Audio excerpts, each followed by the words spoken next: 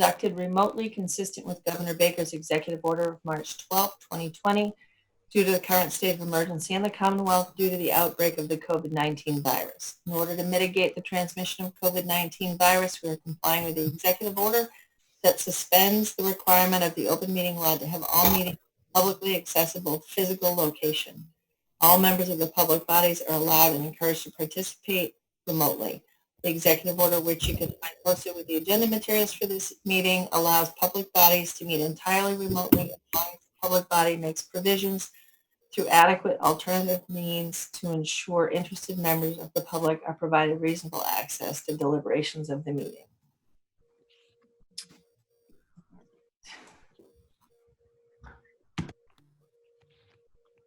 Ensuring public access does not ensure public participation unless such participation is required by law. This meeting will feature public comment. It will further include several public hearings. For this meeting, the planning board is convening by video conference via Zoom app as posted on the town's web meeting calendar and the board's agenda identifying how the public may join. Additionally, the meeting may also be broadcast by HCAM through one or many of its channels or platforms. Please note that this meeting is being recorded and that some attendees are participating by video conference. Accordingly, please be aware that others may be able to see you and take care not to screen share your computer. Anything that you broadcast may be captured in the recording. All supporting materials that have been provided to members of this body are available on the town's website via the web meeting calendar. Unless otherwise noted, the public is encouraged to follow along using the posted agenda unless I note otherwise. Okay, we'll now turn to the agenda. So I will entertain a motion to open all the public hearings. Gary Trendle, so moved. Amy Ritterbusch, second. Okay, and by voice vote, Muriel Kramer votes yes. Jane? Jane, yes. Gary? Gary Trendle, yes. Rob? Rob Benson, yes. Deb? Deborah Steinberg, yes. Amy? Amy Ritterbusch, yes. Dave Paul? Dave Paul, yes. Mary? Mary Larson Marlowe, yes.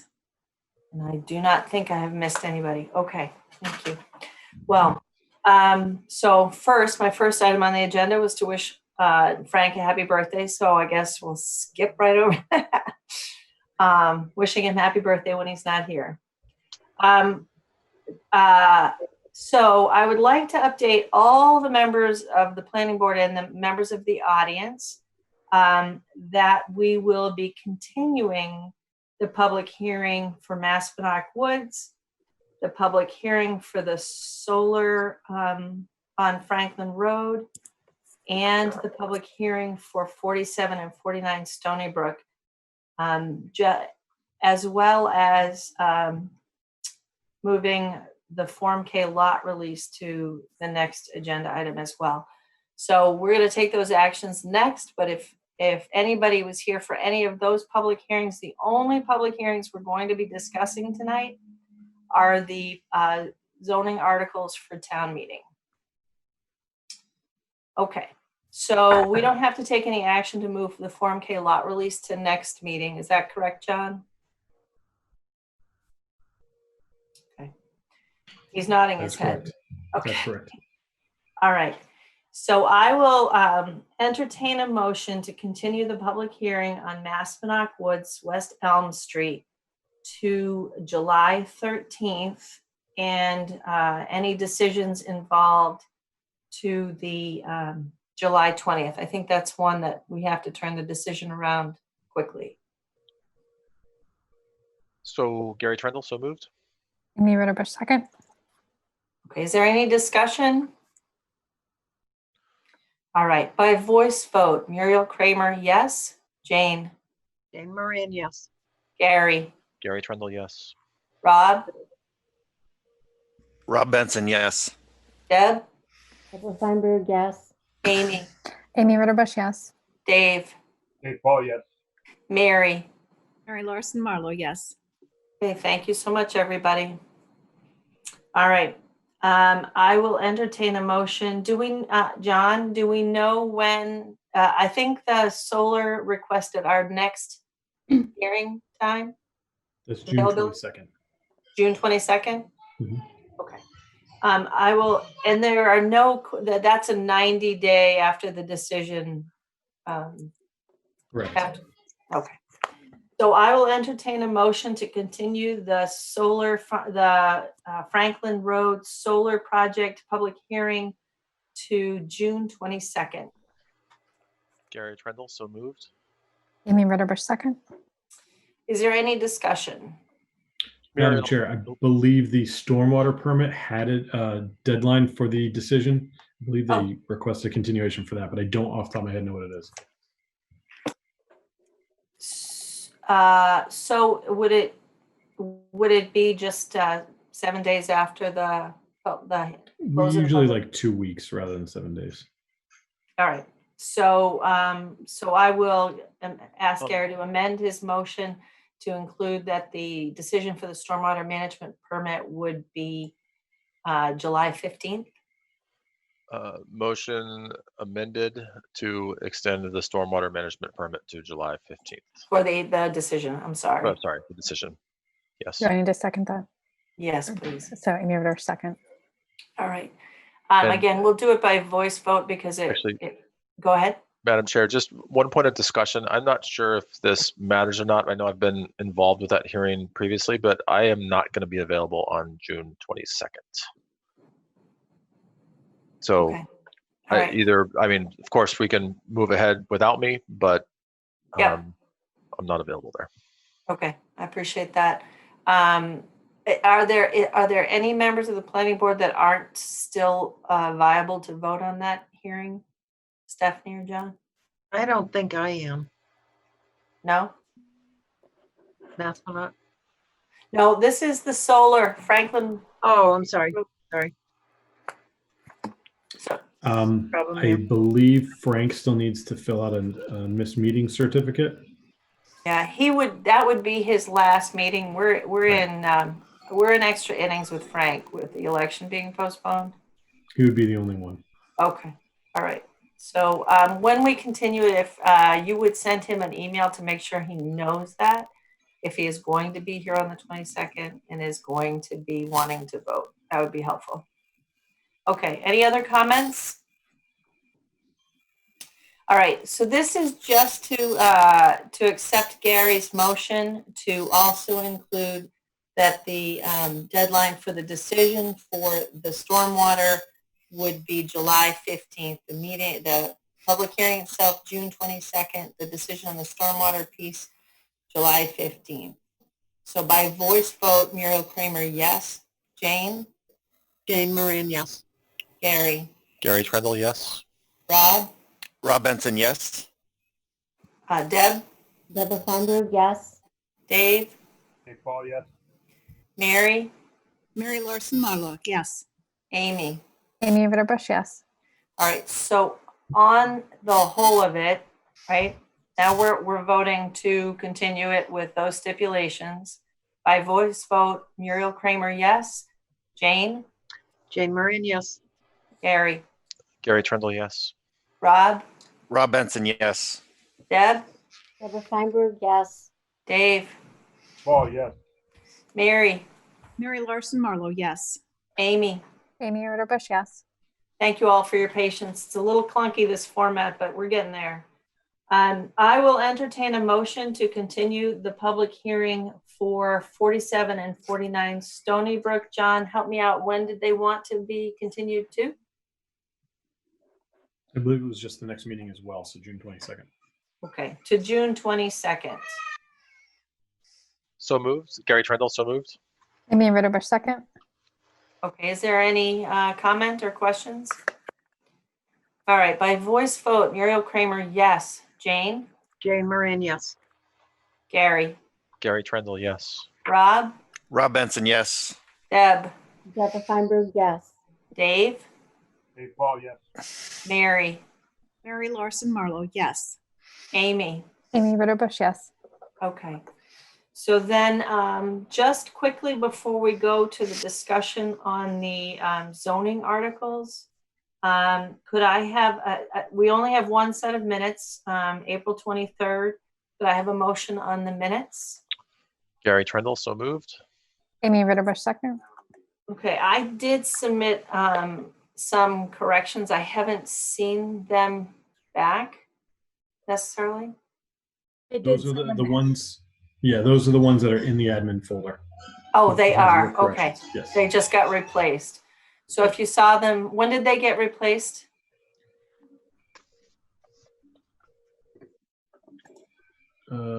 Today at 9:30 Okay. in the morning. So I don't know if anybody has seen them. It was really just, my corrections were really for clarity. They weren't substantive, but I just want to make sure everybody knows that I made some corrections, and if they would like to wait on them, I'm happy to do that. Or if you're comfortable voting for them, we can do that now. So Gary has made the motion. Amy has seconded it. I'm obviously very comfortable with the corrections. So Muriel Kramer, yes. Jane, I haven't seen them yet. you want to wait? Okay, so sometimes I have trouble finding this administrative stuff. What page is it on, John? And the In the link? in the link, yeah. So in the meeting materials, Okay, I think it is on the first page of the memo, so page 4 Right. of the PDF. How Okay. about, you know, how about this? Why don't we just take a couple of minutes and everybody read them? Because we have the time and we can at least get them taken care of. Sure. Won't take me long to pull them up. Okay. Actually having trouble getting to Google tonight. I don't know if there's an outage, so I can't get on the Google Drive. Right. But if everyone else has read them, I trust everyone else. All right. Draft public hearing, citizens draft. Franklin Road.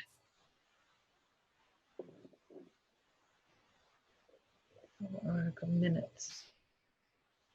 Are they toward the end? A little I bit made, down.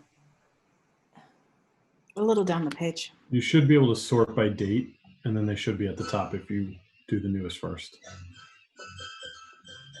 Okay.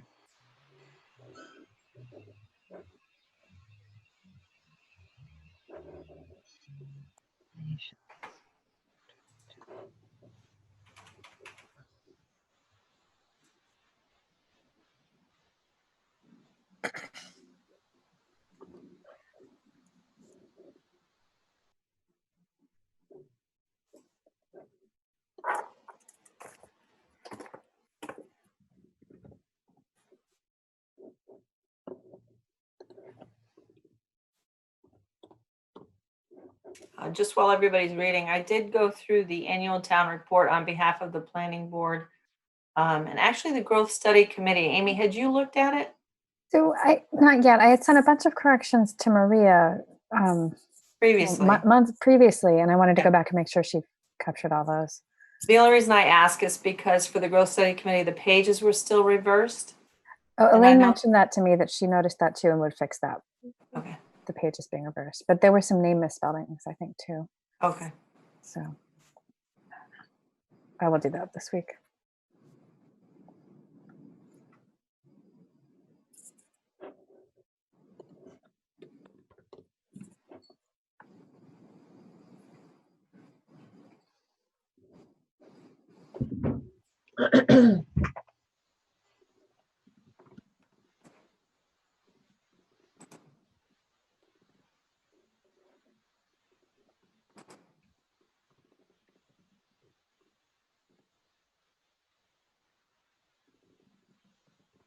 Okay, I'm fine with the minutes. They look fine. All right. Muriel Kramer is a yes. If I get to you and you're not done, let me know. Jane, Jane Moran, yes. Barry, Gary Trendle, yes. Rob, Rob Benson, yes. Deb, Deborah Feinberg, yes. Dave, Dave Paul, yes. Amy, Amy Ritterbush, yes. Mary. Mary Larson Marlowe, yes. Okay, great. All right. So then the only discussion items in front of us are the continued public hearings for the zoning articles for town meeting. At my suggestion, we had pushed this off to a date forward so that hopefully we would be able to meet in person. That is not possible yet, and I'm not sure when that might be possible. But I do think that we as a board and the public has had an opportunity to interact with these zoning articles, and I just want to make it clear that I think that we can take action tonight and just move forward with the planning board's recommendations for town meeting. And I think that it's important that we do that at some time soon so that the public has an opportunity to prepare. This is not, the planning board is not the final arbiter of these articles. It's town meeting that decides these. And if we're able to make the decision tonight, then everybody who has a vested interest in the different articles has an opportunity to prepare, knowing our decision. So I toss it open for a little bit of conversation to the planning board if anybody feels differently or has something they want to share at this moment on these. Okay, so we're going to Sorry. go ahead, Amy. I was just wondering if town meeting gets delayed again. I think we might hear some more tomorrow. I think, I don't know, I would be open to considering other properties that people have requested. Like if it's going to be delayed for 6 months, for example, there'd be plenty of time. But I don't know when it's going to be delayed to. Yeah, anybody else on the planning board? I don't disagree with you, Amy. It's a point that's worth making. I don't know when we're going to continue town meeting to. So as far as I know, it's in September. I don't know the actual date in September, but it's going to be September. But I heard there might not be any zoning articles, only the basics like the overall budget. When did you that hear may that? be discussed too. I don't know. I thought I heard that at the select board meeting that they were discussing paring it down to just the essential articles. There was originally talk of that. I don't know what they've landed on, but yeah. the information that I've heard is that the town meeting, whatever shape or form, is planned for September. And then after that, they would be talking about a special town meeting if they didn't include all the articles, or we don't know. I haven't heard anything about that. Amy, any insights? I don't know any more than that. I think it is on the agenda tomorrow for the select board meeting. Okay. So how do people feel about continuing the decision to our next meeting in that case? I'm just throwing it out there. I think we should finish the discussion in substance. Even if we do push out the decision, but I'm scanning my Zoom. Does anybody have anything? I do. Mary, hold on, Mary. Yes, I would say if we are continuing a discussion, we should make a decision. If we want to push off the decision, we should allow people to make their final public comments, and we all make our comments at the same time. Otherwise, I feel that the public and the members of the planning board will feel the need to repeat themselves at the next meeting, and that will kind of defeat the purpose of having a discussion tonight. So I also have this is a thought just in terms of the town meeting. If the town meeting does not include zoning articles, then I suspect that there's going to be either another town meeting or it's going to be pushed off to next year for zoning articles. And in that case, the warrant would be back open. Yeah. And I would suggest a different way to approach the solar one. I mean, I think the other ones are kind of administrative almost and not very controversial, and those could be taken care of and just put on the back burner until we do have a town meeting for them.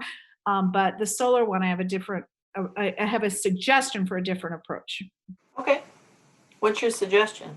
Okay, my suggestion would be that we put forward separate zoning articles, one setting up the bare bones map with just the existing solar farms on it, and then have separate articles for the additional properties that are wanting to add to it. Because I think that there's different opinions on different particular sites, and if you add all of them to the map, then you're voting for everything or nothing. And it just, that really is not really, I think, appropriate in this particular case, because some properties are probably much better suited to solar than others that are being proposed. And so I do believe that the town ought to be able to vote on them separately. Okay, I appreciate that, Mary. Deb, you had something? Mary pretty much said the same thing as I was thinking. Only my format was a little bit more connected into the same article. But I'm very convinced by Mary's point of making it two separate articles. My thoughts were to make it sort of the separate properties appendices of that one article. But then I think Mary's probably simplifies it. So I'm going to kind of withdraw what I was going to say, as I liked Mary's structure. Yeah, I appreciate that thought process too, Mary, just personally. Gary? Yeah, I mean, I would agree with Mary that I think we need a little bit more process for how we consider both adding and possibly removing parcels from this. But I'd also challenge a little bit that, I mean, this is our fifth meeting in which we're talking about this solar overlay proposal. And I mean, I think to Muriel's point, I mean, I guess I would challenge that can we make a recommendation and move on? And, you know, in case town meeting does happen in September, if it doesn't, then if there's the warrant is going to be reopened up, which I have to believe it likely would, then we can go back and evaluate how we might structure this differently. But I guess my concern, you know, solar, as we all know, has been a really challenging topic for us, as we've seen. I think in general we are aligned on wanting to make sure that commercial solar gets put in the right parcels, and that we try to minimize the negative impact on, you know, residential neighborhoods and other parcels. You know, I think the proposal that Zach brought us isn't perfect, but I personally think it's really important that we keep moving this forward. So that's just my take. But you know, if we need to take a step back and adjust in the future, then we can. But I think we've committed ample time to discussion, and I personally think we can move it forward to a vote. Jane? Thanks, Gary. Thank you. I still have a big problem with this, the way it's written currently. And I don't know what the process or the procedure would be, whether we could vote to kick it back to Zach for a more thorough vetting with specific recommendations. I think right now it's too broad, and I think we're going to run into a lot of problems at town meeting. For instance, there's some specific stuff that Zach could look at, like this on certain properties, whether they're residential or commercial. It doesn't seem like commercial is going to be the bigger problem. It's the residential. And when you're looking at if Zach could form the words so that they put a bigger burden on residential properties, such as considering the steepness of the grade. For instance, if a grade were greater than 8 to 12%, maybe solar should not be allowed. Or how close is it to a major road, and can that be accomplished instead of access just being through a private neighborhood? Could that be looked at by Zach? I think that there's a lot of tightening up that you could do specifically in residential areas. And I'm not sure if that's the planning board's job. It could be, or if it's Zach's. If Zach would have more time, maybe Zach could even invest, or a planning board could invest in a study and see how some other towns have actually handled this ticklish or really controversial situation. So that when we do go to town meeting, we have all the answers to questions already answered, so that we come out looking at it in a more professional way. I think if we take it the way it is, I think we're going to be bomb blasted. Just my thoughts. Quick thoughts. Okay. Dave. Yeah, hi. So I'm going to take Mary's and Deb's and Gary's thoughts and see if they align with mine, that we need something in place fairly quickly because this is going on and on and on. So Mary's idea of 2 different articles, what about the thought of just this article coming up, have it only be with the current zoning for solar, and then shortly thereafter, we're going to be having next year's ATM, and we can looking at adding on stuff so it doesn't get too complicated. We just deal with the one bare minimal zoning that we have, so we have something in place so we can kind of draw a line in the sand and move forward. Okay. So I appreciate that, Dave. I think that we're all kind of feeling the same way. I just want to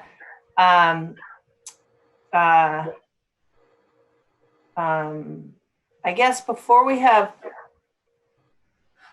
take action, I want to make sure, I know that we have a lot of attendees, but first, I just want to, my feeling is from that conversation is that people are ready to vote on this and move the article, vote our recommendation for the current article. Future approaches for future articles will depend on, the opening of future town meeting warrants. But I think that that's always been part of the process. But I think Mary's explanation really, really solidified it for me. And I think that you're right. I don't know that you just suggested 2 articles. I think you suggested separate articles for any parcel we consider going forward. And I think that that probably makes a lot of sense, so people can consider the intricacies of each question. My feeling, I'm ready to vote our recommendation tonight. Is there anybody who isn't ready to vote the recommendation tonight? Okay, seeing none, I'm gonna go ahead and open it up to public comment. We're talking about. We might as well talk about solar right now, because I think that that's why most people are here. And then we will, just to remind the public who's watching or who is in the audience, we will be voting on the zoning articles for town meeting that include the sign article, the commercial solar, proposed commercial solar photovoltaic overlay district, and the addition of establishing the district and adding more parcels, the ones off Teresa, and Wood Street and Fruit Street. And we'll also be voting on the article for the garden apartments in residential districts, which is a citizens petition article, just so everybody knows what is in front of us tonight. So is there any member of the public who would like to speak on any of these proposed zoning articles for town meeting?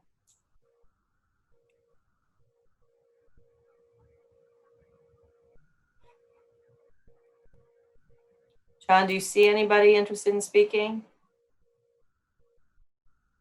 There are no hands raised. Oh, Looks I like see Mr. John Kohler. Keller raising a physical hand. Hi, John. I just had a quick question in terms of, I If you, understand the purpose of that. hold on one second, I'm sorry. If you would say your Sorry. name and your address first. Standard rules, sorry. John Kohler, 72 Franklin Road. in Hopkinton. I just had a quick question in terms of the application of existing or the properties that already have existing applications in front of for zoning. Does it make any difference? So for example, 71 Franklin Road already has a solar, by this time will have a solar installation well in its way, on its way. Does this change any of the future regulations or applications therein?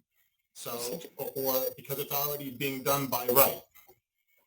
So John, that's a great question. So the way that zoning works is that any application or any approval that has gone before us and has an approval under existing zoning law is entitled to go forward. So the solar farms that we have permitted but have not yet been built are still viable no matter what happens at town meeting. And the projects that are in process that have been, the applications have been made and the hearing process has been initiated, they will not be affected by the vote at town meeting. So the voting at town meeting, whenever we have town meeting, if we are successful in putting in this overlay district, that will affect any applications for the future after that point. So it still comes back to, is there a difference in the fact that these properties will have already been part of that zoning overlay? So for the rest of that property at 71 and 0 Franklin Road is very large. So by including that, does that then open up the opportunity for additional development because it's now defined under that revised zoning? Just like with Liberty Mutual, it was changed to research to prevent future development changes after the fact. So because it's already been developed. So that's why I'm just curious as to, by changing the definition now, does that affect anything in the future? So, I mean, in other words, why even bother including that property in the zoning if it's already going through? Yeah, so I'm not sure I have a satisfactory answer for you, John, but including it in the overlay means that that it can be used for commercial solar in the future. For example, if the current permit wasn't successful, it would still be in the overlay district. That's correct. That is what it would mean. But I don't think it enables, John, help me out. I don't think it enables any additional development, particularly of a solar installation, but I'm not sure I'm understanding your whole question. So it would allow, so when something's zoned for commercial solar, right? So the entire town right now is zoned for commercial solar. So theoretically, any parcel that's over 3 acres in town, somebody could submit an application before the planning board for a commercial solar facility. It doesn't matter where in town. This would restrict the areas where that could actually happen to the ones that are identified on the map. They would still need, even if they expanded say the Franklin Solar Project was approved, they built it, they wanted to expand it, they would still have to file for a new special permit to expand it because the approval only was for the areas shown on the plan that they would have submitted. So if they wanted to expand it, they would still have to go through the same special permit process. That's the same as it is right now. And if this solar overlay gets put to town meeting and town meeting votes it down, none of that would change. It would still be that same process. Does that answer your question? Yeah, I mean, it does. It still implies that if this passes, then that means that the rest of the non-developed property is now considered acceptable and zoned for that, as opposed to right now, only the project under consideration is. But I guess that's semantic.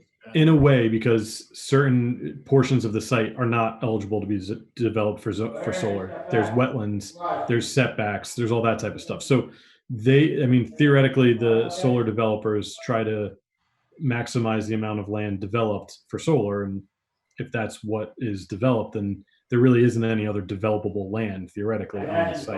That's obviously not the case all the time, but it's going to be, they're still going to be restricted by the other pieces of the zoning, like the setbacks and the screening requirements and vegetative buffers and that type of thing. And wetlands are still going to be something regulated by the Conservation Commission. That's not going to be affected by the zoning change. Okay, thank you. Gary, did you want to say something? Yeah, I just wanted to add onto that too, is that if the Franklin project is approved and moves forward, that the bulk of the remainder of the land, excluding the building itself, would, at least in the current plans, would go into conservation. So the rest of that major parcel wouldn't be able to be developed at all, because it would go into conservation. So that was one point. And then the second point I just wanted to make to answer your question, John, is, I think we're trying to sort of walk this delicate balance between, making sure that solar is allowed in the right places and not allowed in the wrong places. But we also still have, some level of guidance from the state that says we can't be overly restrictive. So part of our thought process here is we want to make sure that we include enough parcels that we're not overly restrictive. And one of the easiest ways to do that is to include parcels that have either already been built, already been approved, or have already begun the permitting process. Because if we start removing parcels, that may not have any impact on what's built, but that does, in my opinion, start to push the envelope for being overly restrictive.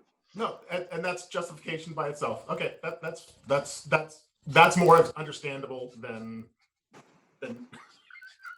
You and I, John, which is fine. Thank you. Appreciate it. All right, take care, John. Tom Robertson, do I see his hand? Yes, Tom Robertson. Can you hear me? I can hear you. Hi. I think that logic is Tom, can you just give us your address, please? yes, 15 Fawn Ridge Road.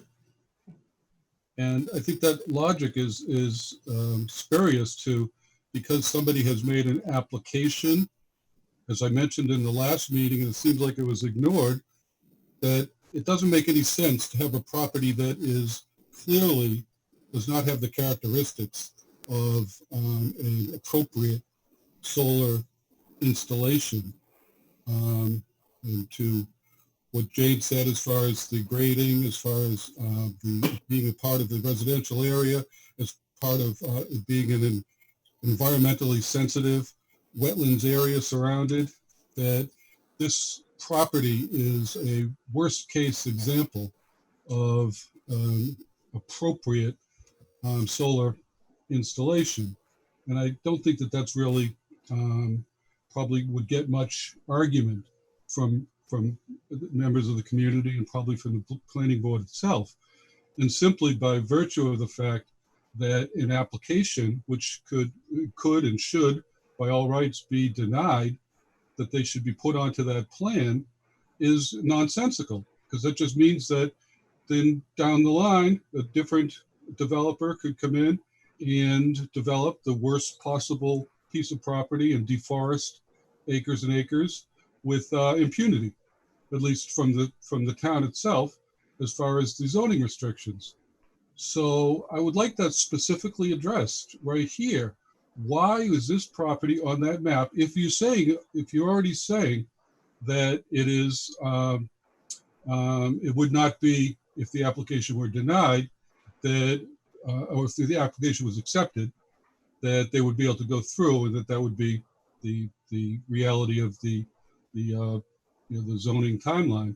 There's no reason that it makes any sense to put this on just to satisfy what Gary said, as far as it being showing that hey, we're not being overly restrictive, and to use this property to support that is, it's crazy. I mean, it doesn't make any sense to me. And I'd like somebody to address that specifically. Why hasn't this been taken off the map? If you don't want to make things less overly restrictive to support Gary's, then take a property or move that line of properties closer to, expand it from what you have already. I don't necessarily disagree with you. I understand your argument very clearly. And then I want to make sure I also say, from a process perspective, for anybody who may or may not be familiar with the process on town meeting floor, there's two things I want to make sure I say. Tonight, if the planning board when we take our votes, this is just the vote for what we recommend at town meeting.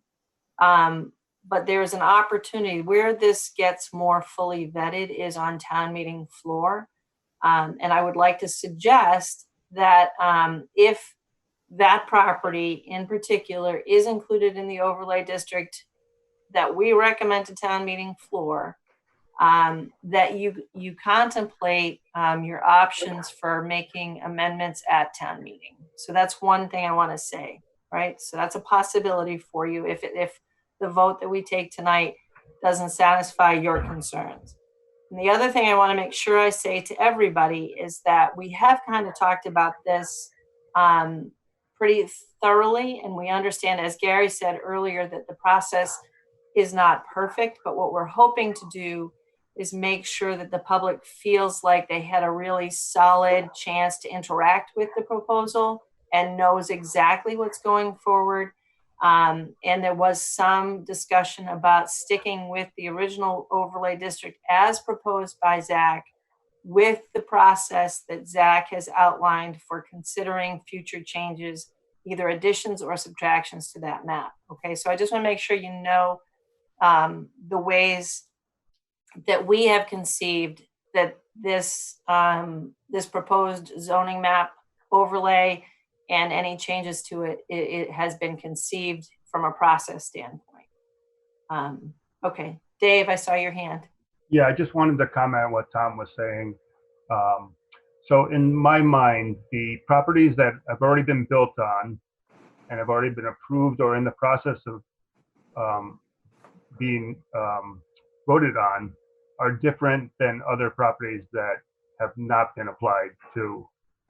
If you look at it this way, whether it's a property that he's talking about that's about to be built or one that's already built, if we don't include it in the zoning and we choose a different property, at the end of the day, we're probably going to have two properties with zoning on it, with solar on it, because one passed the current process and the other they can build on it. So that's just where I'm coming from for that. And I'd like to just. I'm sorry, Tom. Yes. Tom. Yes. Every single time you have to wait till you're recognized, okay? Anybody else on the planning board? All right, go ahead, Tom. I'm sorry, I'm not familiar That's with okay. how to do It's that. okay. It took me a while to figure out how to raise my hand. I guess my point is that if it sounds like, based upon what Dave Paul just said, that the expectation is that this project is going to be approved, and I've been hearing this often from different people from the planning board and from the conservation committee that it's a fait accompli. Tom, we have to talk about the proposed zoning articles, not the proposed solar farm on Franklin, and that has been continued. We're not going to have discussion on. No, we're talking about the map. We're talking about the map. Well, only about the map. Right, and so that's what I'm referring to.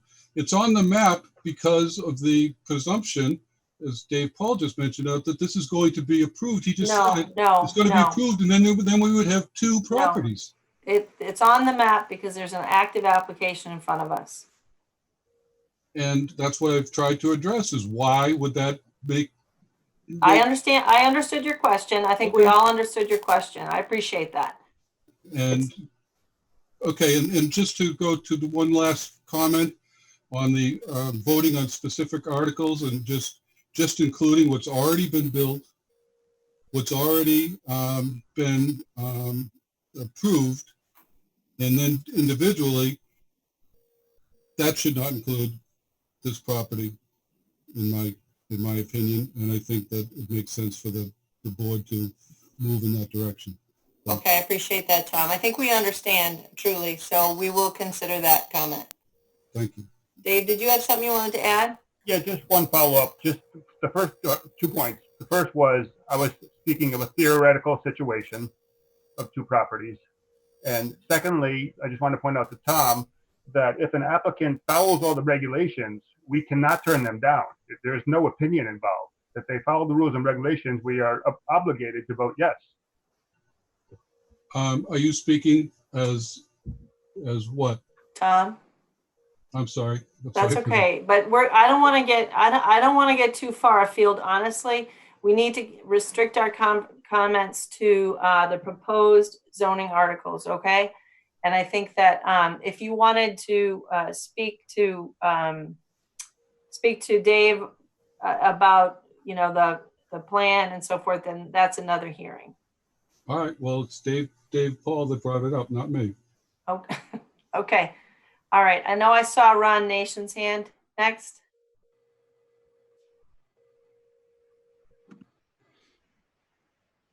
Hi, good Hi, afternoon. Ron. Good evening. 43 Smith Road. So has anybody, I haven't heard any discussion about the use of this land in between the 495 north and southbound lanes. How does that work? Have you talked to any solar professionals that would, who would use that land? Would that be federal government or state government or? We suspect, like at all times, and other people can answer for me, but that would be up to the applicant to engage with that question. But certainly it would be a more appropriate place for it than some others. So you don't know that land could even be used as for solar, I assume. Hold on one second, Ron. Mary, you wanted to say something? Yes, thank you. And just supplementing what Uriel said, that was chosen at ZAC as one of the most likely places that does not infringe upon residential neighborhoods and other things like that. But we were not in the business of identifying perfect places for solar to be developed, more from the standpoint of the point of view of the town and the town residents of what places are appropriate from our viewpoint as residents for solar. So it really has nothing to do with what is developable. We could put wetlands, and certainly some of these properties do have wetlands on them, but we can't separate out the wetlands specifically. The point being that we have to show that we're willing to allow, from a zoning perspective, those places to be developed for solar. And that is why that was chosen to be added. Thanks, Mary. I see Gary's hand. Just to add to that, there are other examples of similar land being used for solar. So in particular is it in Weston, I think. Nick or Weston, where there is commercial solar on those Wellesley's. Sorry. Yeah. Well, Wellesley's only solar spot is interchange. That's where they've designated their only solar area. Can I still speak? Yeah, go ahead, Ron. Yeah. All right, the Wellesley one. Well, we're not Wellesley. I think there's a big difference between Wellesley and Hopkinton, and that they put a zone inside of the one leaf of a clover leaf for Route 9 and 128, I think it is. I mean, I don't know what is that. Is that some cover? Does that make it good that that's done? Does that make sense? I don't think anybody can build solar in between the north and southbound lanes of 495. It's just a fact. And nobody's even asked that question apparently on Zach or the planning board. I've never heard it discussed other than just now. And then Mass General Law, I think we tried to bring up the lawyer's letter advising against doing this. And that there was never a discussion on that as well. So I've still stayed with the if you're approving land for solar, but it's not usable for solar, what's the point? And then of course the legal letter. It just, with 5 meetings, it seems like there would have been, maybe I missed it, but it seems like there would have been some discussion about the town council advising to not do this. Anyway, So, those are my thoughts. Mary, go ahead. Yes, there was discussion of it, and I know you were here, but it was in part of the presentation. I also addressed it. We at ZAC received some town council advice during the process of discussing this article to begin with, and at the time we were told that the parameters. And on its face, it will likely be approved, and hence, the example of other towns. We also, none of us on the ZAC being developers, certainly, but always available for public comment during the ZAC meetings, when we discussed it 4 or 5 different times during the last year. But we identified parcels, and I believe this is the process of zoning in general, is to say where a town is allowing certain things to happen, but not being developers saying, yes, this is something developable. This is not, it's not our expertise. We are simply saying where the town allows it. So that's all there is to it. Now, as far as the legal counsel saying, I do not interpret that letter, the second letter that we got from them, as saying, don't do this. I interpret it as saying, here's some issues that you may encounter, but there have been no lawsuits in any other towns based on their existing zoning bylaws. And so, this is the situation. And that's what our legal counsel always does. It gives us the, this could happen, and here's the situation. But I do not interpret it as saying, don't do this. This is definitely not going to pass muster. So. Okay. Okay. Yeah. Well, that's certainly 2 ways to, there's probably numerous ways to interpret the letter. Is there a new letter after the March 4th letter?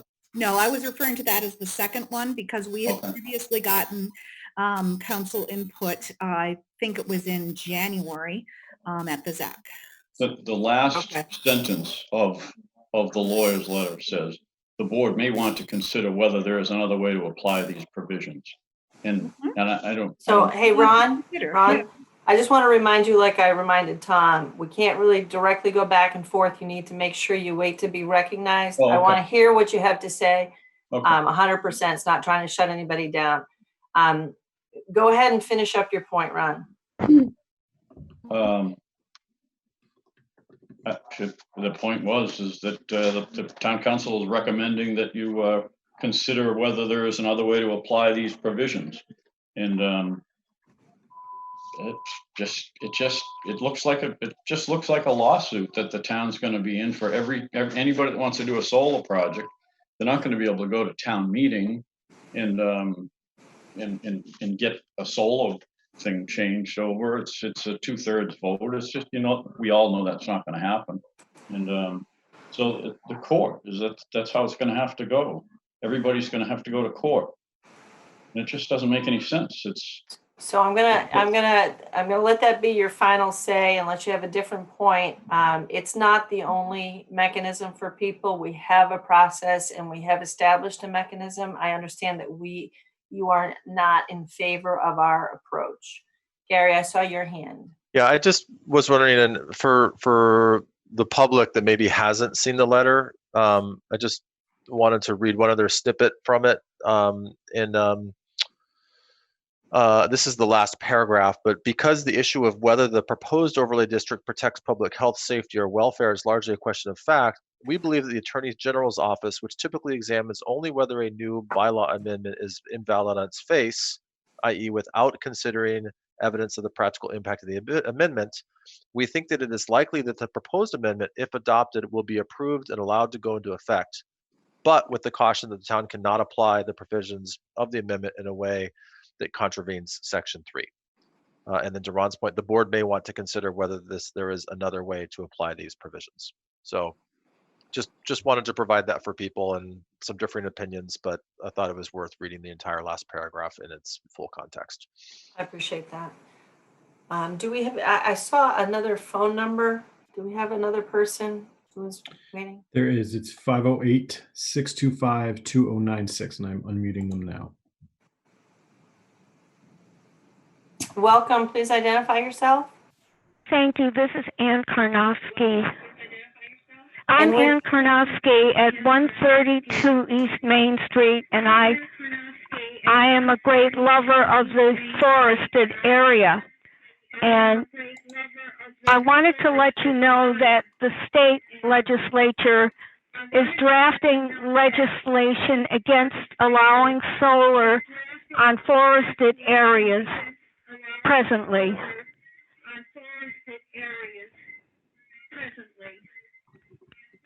Okay, And and what is section 3?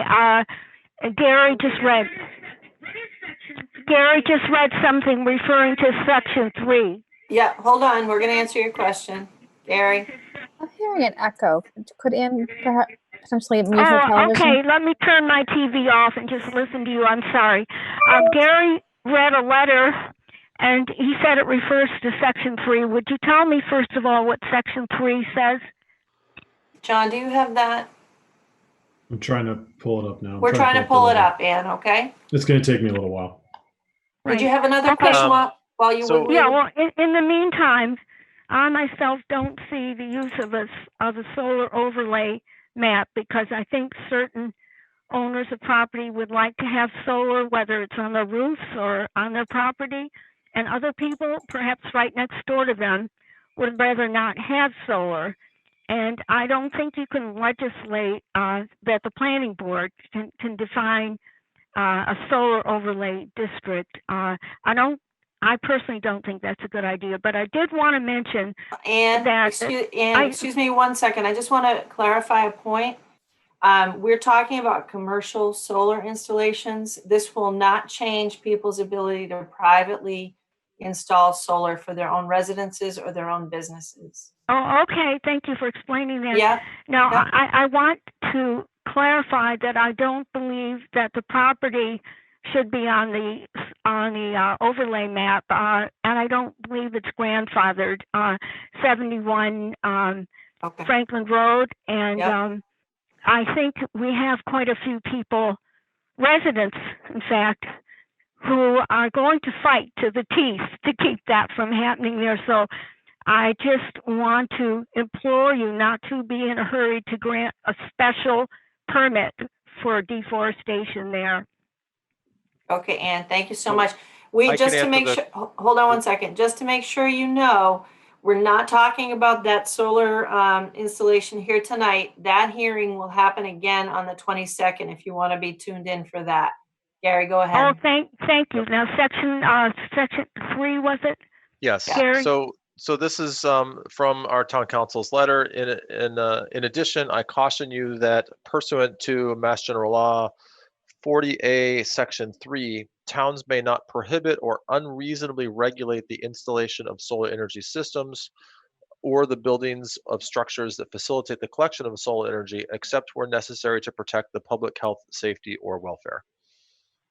Well, So that's what I Section think, 3 refers to. yeah, thank you. I think your very last words would be of importance, the public welfare. But I think, I do know for a fact that the state knows that the solar has been installed in places where it doesn't belong, and there will be legislation. I'm going to try to discover the identifying number of the legislation. And that will refer to even a project that is currently under review. Okay, Ann, thanks so much. And we are always willing to receive any further information at any time and consider it in public hearings, just so you know. Thank you. We appreciate your involvement. I don't see any other members of the public that want to speak. Is that the case? First Nation raised his hand. Okay. Hi, Chris. Good evening. Chris Nation, 17 College Street. Just kind of picking up where my dad, Ron, left off. I guess I'm hearing that I can't think of how we're restricting solar or how you would be able to restrict solar more. He was trying to drive that point home about not believing that any actual solar would ever be possible on the highway. We're going to assume that solar would never get built on the highway. How is it we're not over? We lost you, Chris, for a minute. If we're of the mindset that we don't believe that any of the solar is possible on the highway, and if that is the case, then it seems like we're overly restricting the possibility of solar, which is what I thought we were saying we're trying not to do as a town or as a planning board.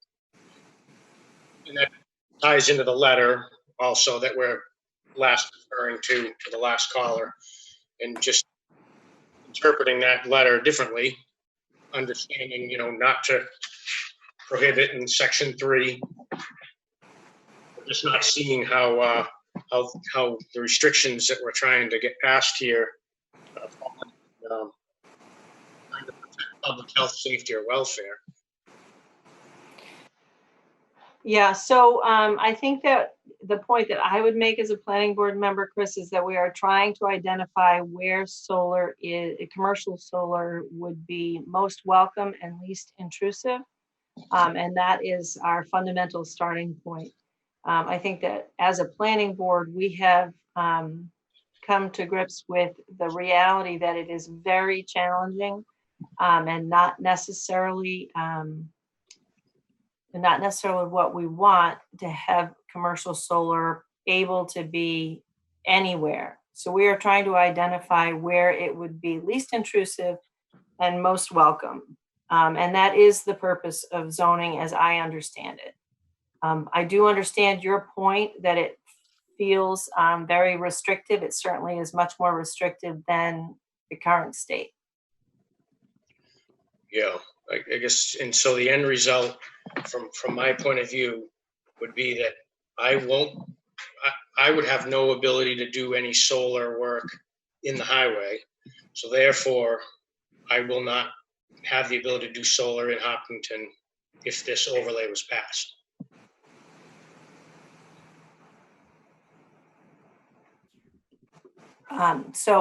Chris, I think that whether or not you are able to do commercial solar is not necessarily the question. It's not necessarily the question whether I'm able to do commercial solar. It really is where we would like to identify it as being most attractive. And then, as we have said before, it's always a challenge on any parcel, and there are different challenges.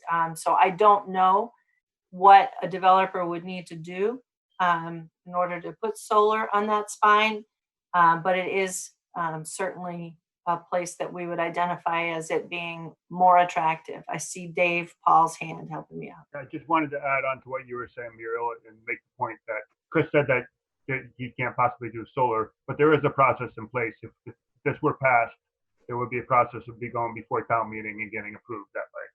For additional different locations, yes. We'll have a process for that, yes. I know I saw that Craig's hand went up. Anybody else? Go ahead, Craig, when you're unmuted.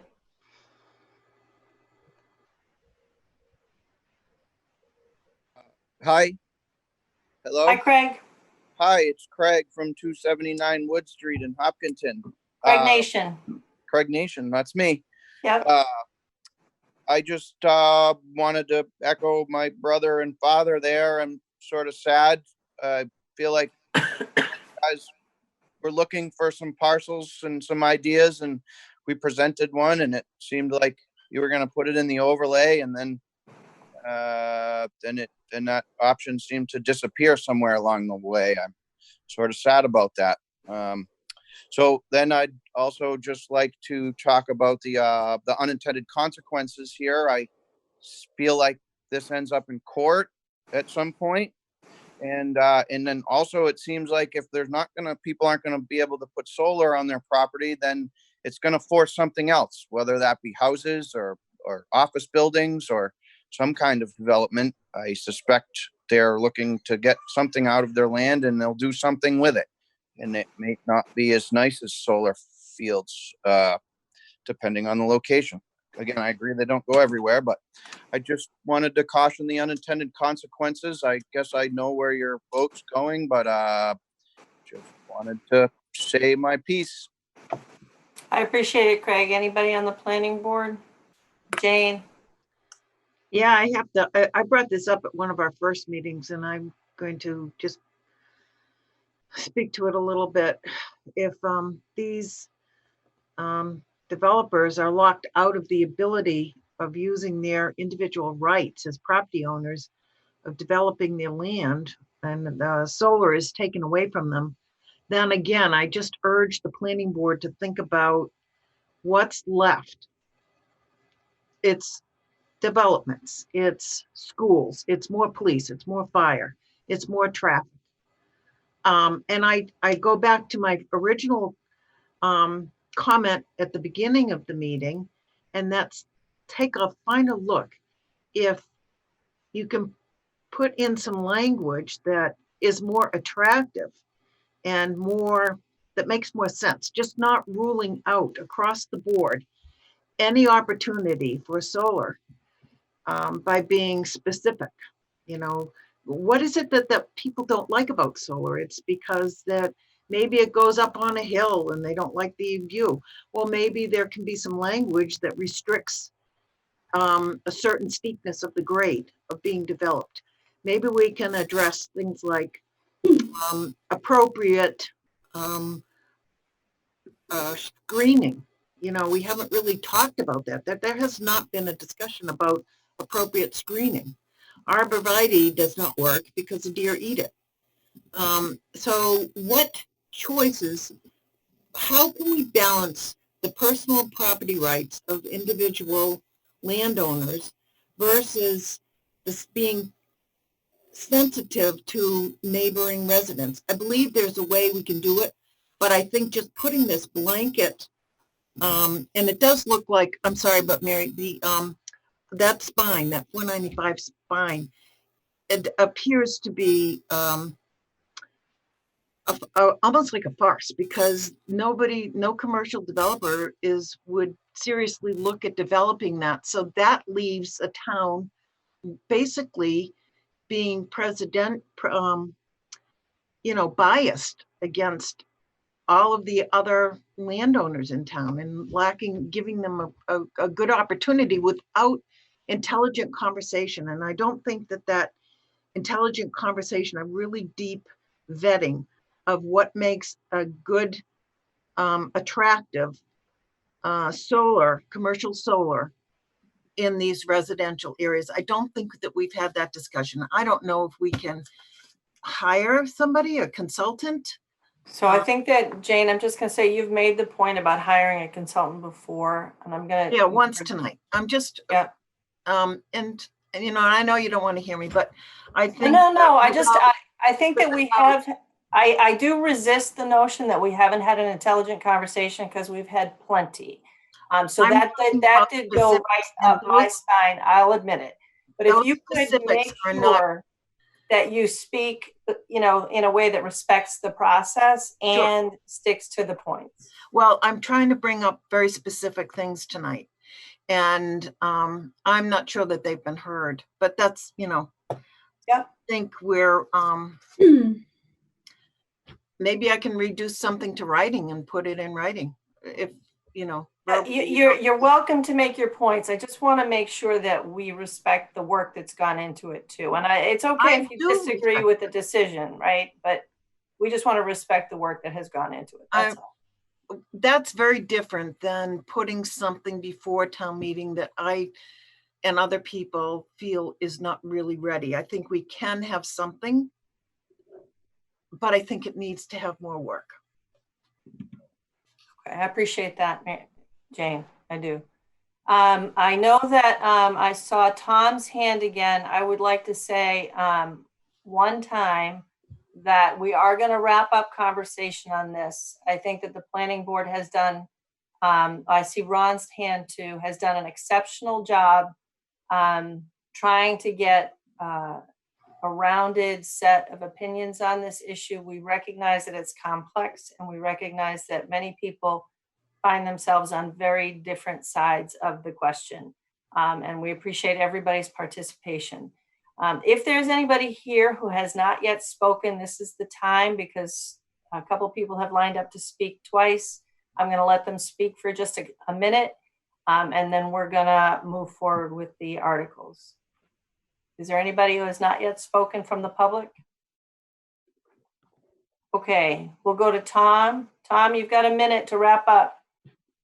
That's fine. I'll be quick. I was I put my hand up before Jane spoke, and I think that I sort of somewhat mirror her feelings that and it was after the nation's gentleman spoke that I agree with them that it's that there need to be criteria that allow for a less restrictive map to go out, and criteria that are objective and are definable and enforceable, and that they should not be penalized as landowners or others like them with the map on the one hand, and obviously you've already heard my point that properties that don't reach those objectives should not be penalized because they've already had a application made. So I'm going to defer to Jane because I believe she's got the right approach in mind. Okay, thanks, Tom. And Ron, last up.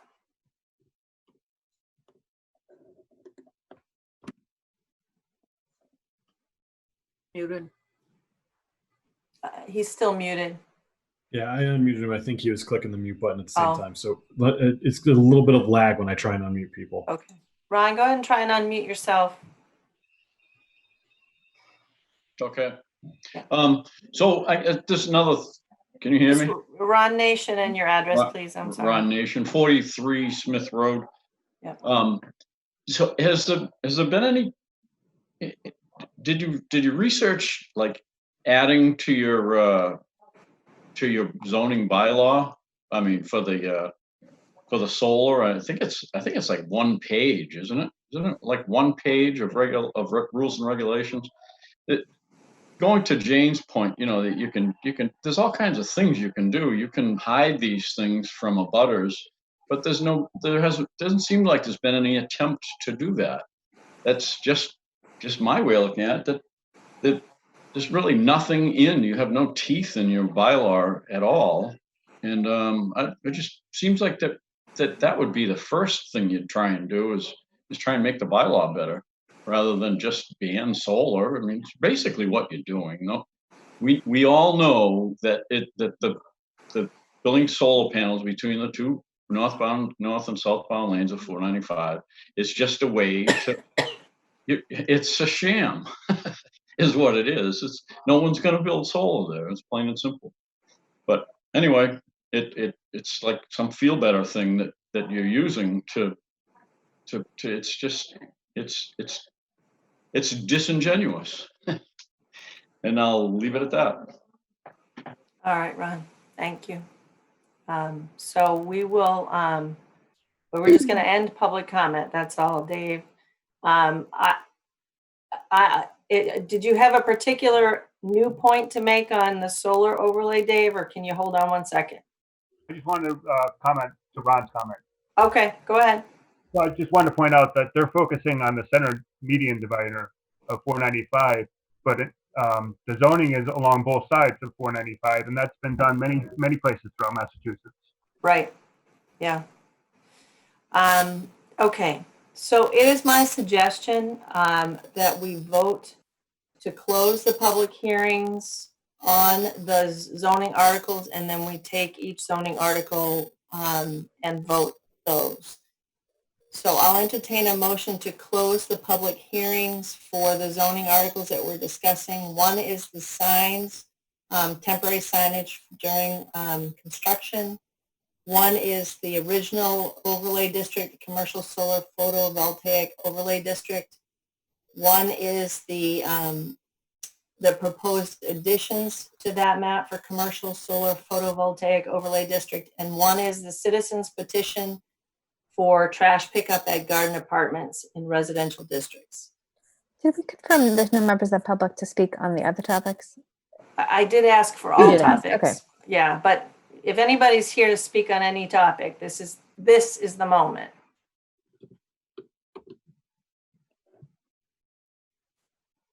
Okay. Seeing none, I'll entertain that motion to close the public hearings. Gary Trendle, so moved. Amy Ritterbush, second. But is there any discussion on closing the public hearings? By voice vote, Muriel Kramer, yes. Jane? Jane Moran, yes. Gary? Gary Trendle, yes. Deb? You're muted, Deb, sorry. Deborah Feinberg, yes. Dave? Dave Paul, yes. Mary? Mary Larson Marlowe, yes. Amy? Amy Ritterbush, yes. Rob? Rob Benson, yes. Okay. So let's, I propose we take them in order. I will entertain a motion to approve or to recommend the passage of the zoning article for temporary signage affected by construction. Gary Trendle, so moved. Amy Ritterbush, second. Is there any discussion? I just wanted to make sure that the revisions that we put in are actually in the one we're voting on now. John? I'm sorry, I missed that. What was that? Are the revisions that we made last time for the temporary signage put in to the current language that we're voting on tonight?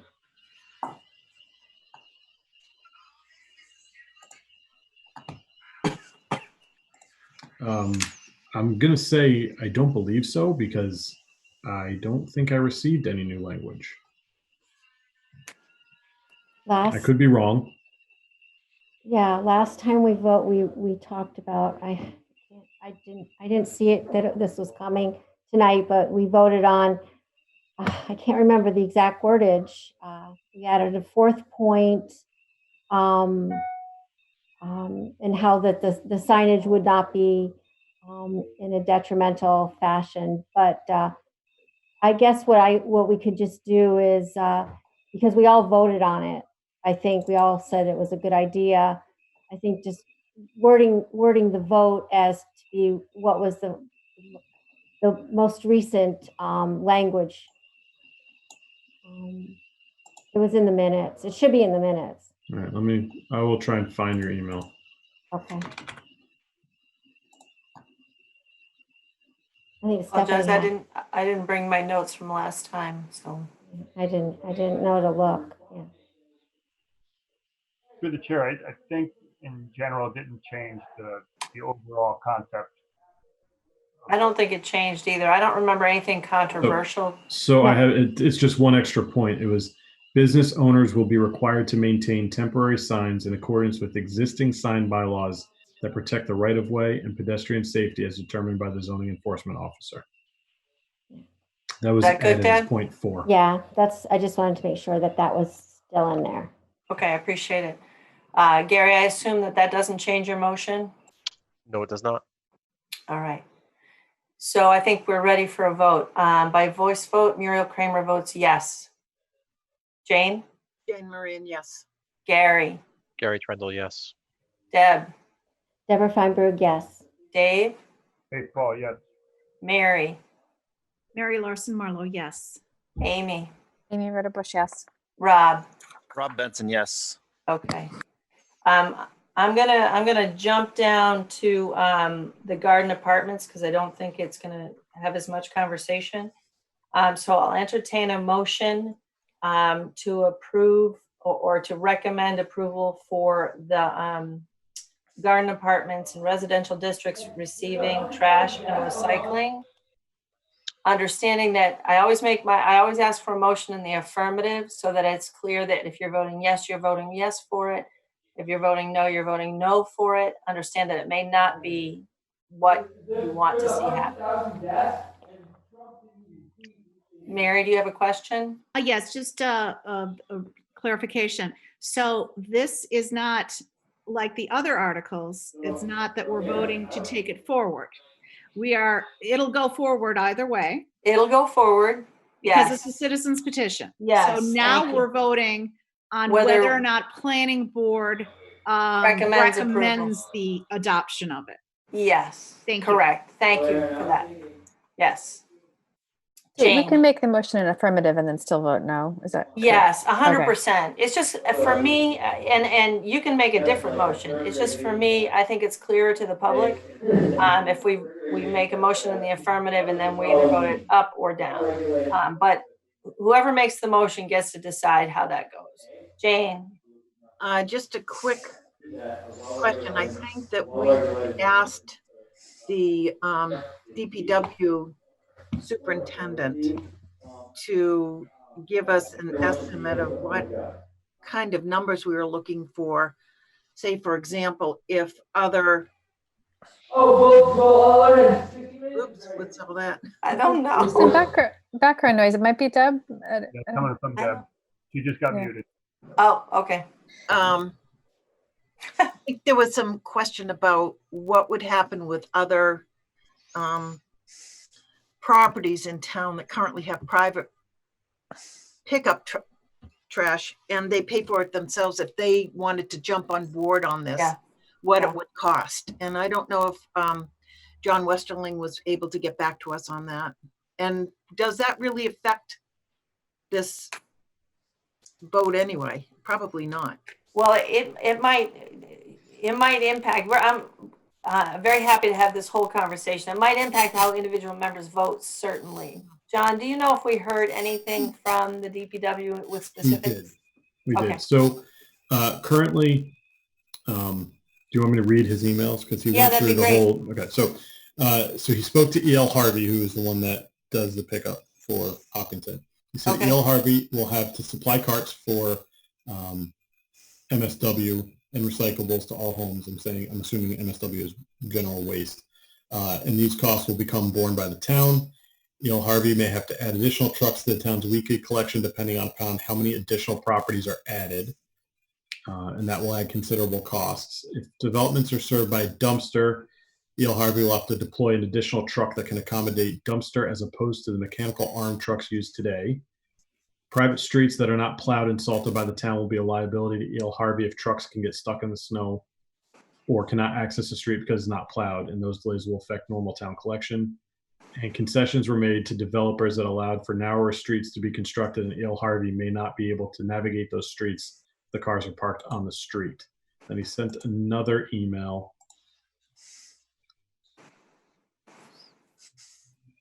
So I don't know how appropriate this one is, but he extrapolated out if Legacy Farms would be included in all of this, which would add about 1,300 units, and the additional cost would be $98,000 to the town. But One that's with time Legacy Farms. or annual? I'm sorry, I take that back. He did not give me the costs. I take that back. Oh, he forwarded me an email. So the 1,300 units would be $225,000 per year. The $98,000 is not the cost of disposal, which does not include the cost of disposal, which is Just the picking up. $98,000. Okay. So it's over $300,000 with the annual cost plus the cost of disposal if you use the 1,300 units. Okay. He didn't give me So- information for without Legacy Farms. So how about this? Can we get a motion, and I'm comfortable with anybody making their motion, however they want to make it, and a second, and then we'll have the whole discussion. Gary Trendle, so moved. Amy Roderbush, second, for purposes of discussion. Thank you. All right. Now discussion. So why don't I go around to everybody, and if you don't have anything you want to say, that's fine. But just if you have some concerns or support for this, let us know. So Jane, you just happen to be next to me on my Zoom picture. So do you have anything you want to add? No, my concern was the overall cost to the town. If we do it for one, we would probably have to do it for all. I agree. Gary, Nothing to add. Deb, did you have anything? No, I didn't. Okay. Dave? Mary? I just wanted to let people know that I did double check, and all of the developments that I know of that signed on to this petition, they all are on private roads. Okay. Amy? I just wanted to clarify, I don't know if we got the answer. So this would be a change in the bylaw, but all these developments were already previously approved and have language in their approvals saying that they will provide trash removal. So does this go back and redo those approvals, or would it just be for new developments that come forward? I'll go to Madam John. Chair, I can answer. They would need to redo their approvals. They'd have to amend their approvals. So anyway, it's not going to go, it'll go forward to town meeting regardless of what we do. It but will. I'm not comfortable pushing it forward now in the way it's written. Okay. Rob? Yeah, just let me summarize. Every development that this pertains to was built with under the guidance that they would provide trash pickup. The roads aren't designed for it. There's potentially no snow removal on any of these roads. The town has never incurred this cost. The owners bought these homes knowing they'd have to pay for trash pickup. So I'm not going to support this. Okay. By voice vote, Muriel Kramer is a no. Jane? Jane Murray, no. Gary? Gary Trendle, no. Deb? Deborah Feinberg, no. Dave? Dave Paul, no. Mary? Mary Larson Marlowe, no. Amy? Amy Roderbush, no. Rob? Rob Benson, no. Thank you. All right. So we are on to establishing the commercial solar photovoltaic overlay district. This is the original proposed zoning overlay district. I'll entertain a motion on that. Gary Trendle, so moved. Amy Roderbush, second. By any discussion? Gary? Yeah, I just want to make one point. And I think this is the start. I do feel pretty strongly that there's some additional next steps to take. So I think a lot of people have brought up some really good points. We did make changes to the zoning, to the solar zoning overlay a few years ago, which I think hopefully help us. I think there's still some things that we can continue to evaluate to improve it. I think we already talked about building out a more robust process through Zach, so that there are parcels to be added or subtracted, there is a process to do that. But I just wanted to make that point that those two things in particular, I think, are really important, regardless of whether or not this moves forward. Anybody else discussion at this point? Rob? Yeah, can I just summarize my thoughts here real quick? You sure can. So we've talked about this, as previously mentioned, 5 or so times. The issue hasn't changed. The vast majority of homeowners in town live in fear of a large commercial solar array being put in or near their neighborhood. The houses in Charlesview on Alexander Road that are closest to the massive solar array there have the lowest property value on Zillow, for what that's worth. Towns that were brought up today, like Wellesley and Weston's been brought up before, have made solar overlay districts basically where it's basically of the mind that it's impossible to build a solar overlay project on just by itself, but that's not to prevent solar. They've done it to basically eliminate people's property values from plummeting. So here in Hopkinton, there's still the vast majority of town is still going to be able to have solar as an accessory use on people's homes, on buildings, in parking lots, in people's yards.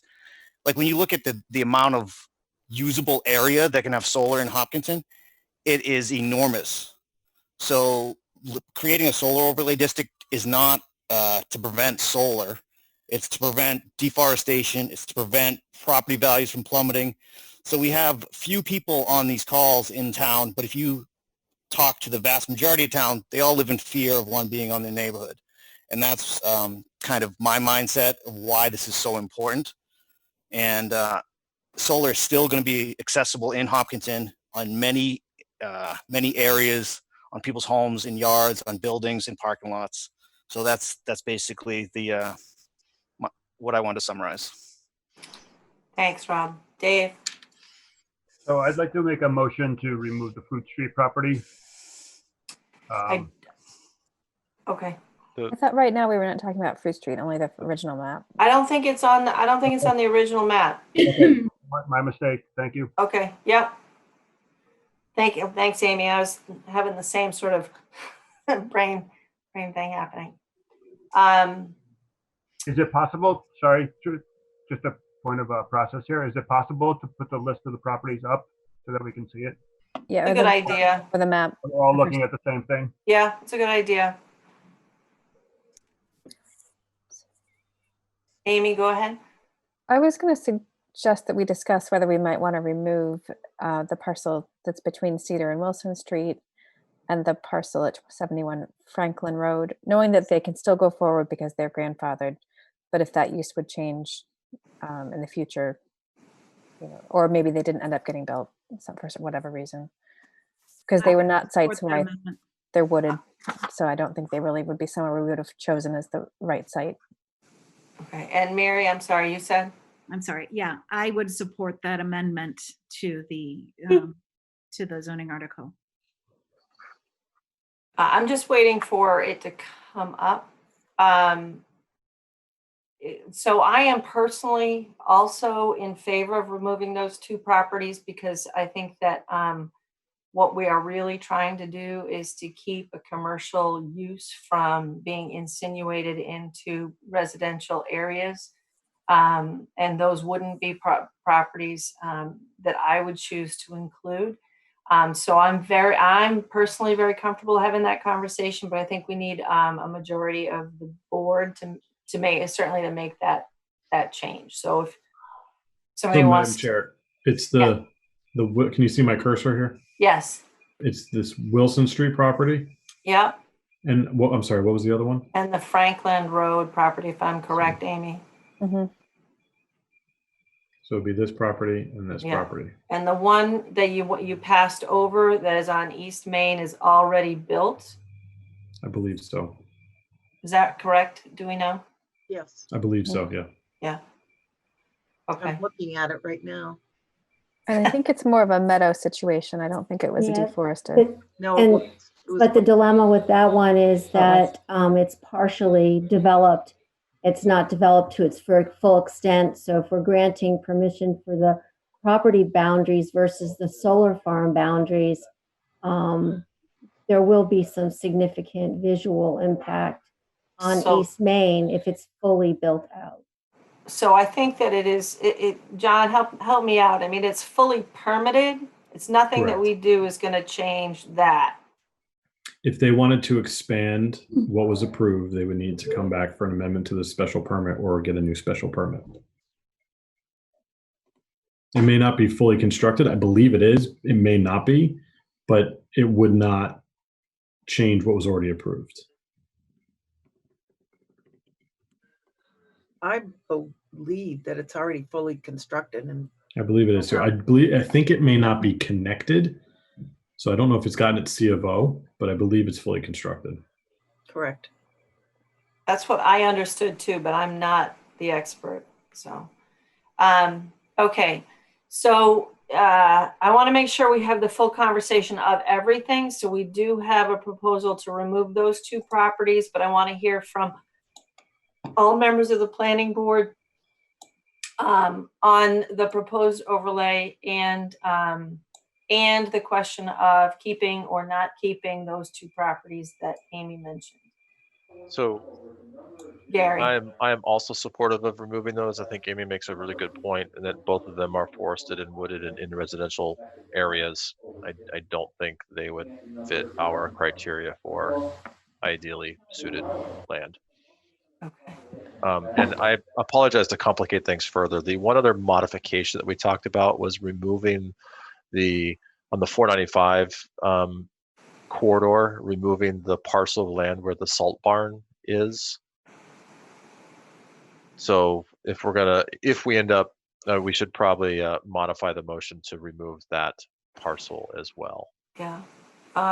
So let me just suggest from a process standpoint, let's make sure everybody has a chance to comment. And I think that we should consider removing parcels one at a time just for simplicity. Okay. It's hard for me to see everybody in this landscape. So John, can you help me out if people are raising their hands?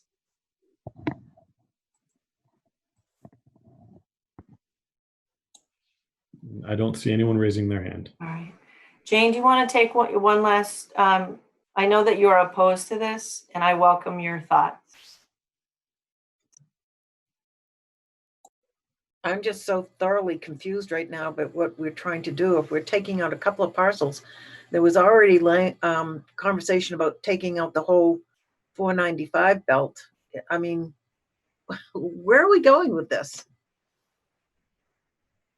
So from my perspective, we are proposing an overlay district that includes the 495 spine and the industrially zoned property that is currently the Harvey property out on Wood Street.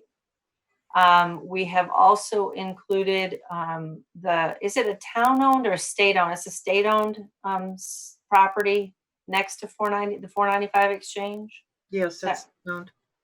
That's state, right, or town? State. State. Okay. This portion right here, Madam Yes. Chair? That is part of the 495 parcel itself. It's just all one parcel. Okay. But we were we removed that in a subsequent map. We did. Just because we did, yeah.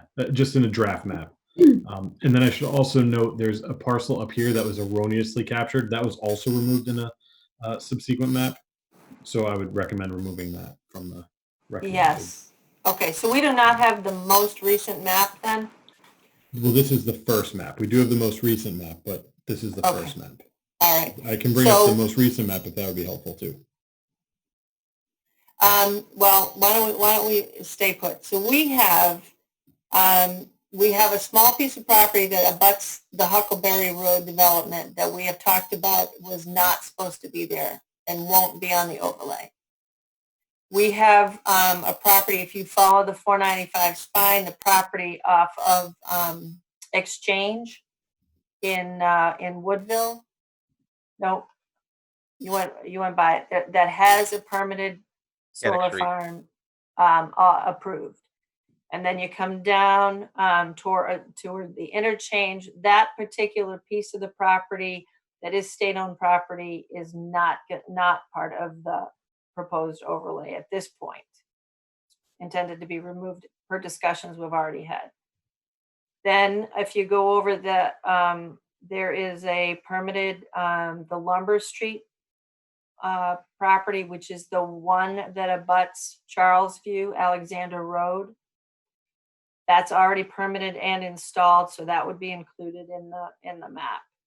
And then I don't know I can't remember the road over here where your cursor is, John. Hayden Row. Hayden Row.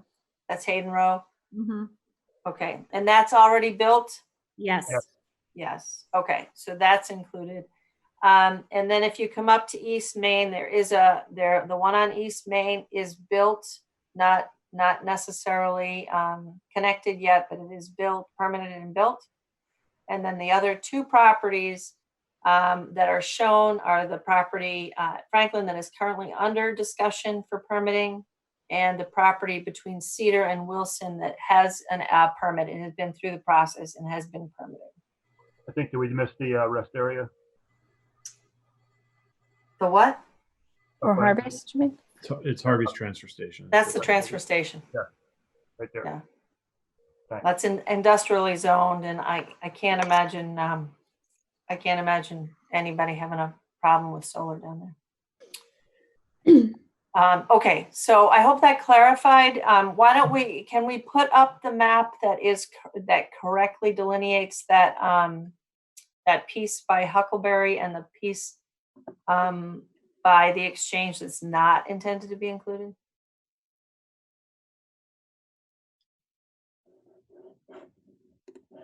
I think you'll probably see a bunch of additional properties though as well, right? Is that right? Yeah, I think so. Okay, okay, all right.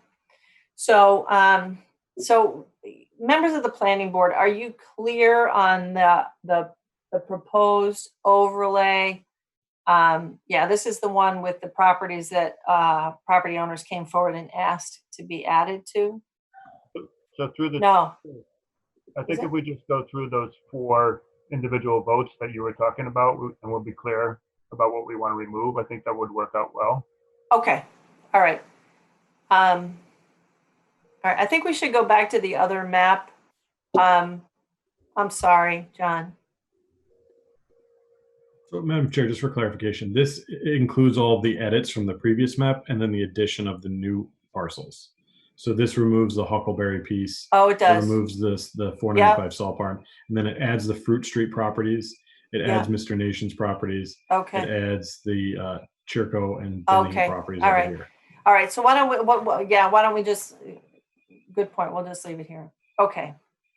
So I will entertain a motion to remove the Franklin property from the proposed overlay district So moved. map. Or Amy Ritterbush. So Is there a moved. Gary second? Trendle, second. Okay.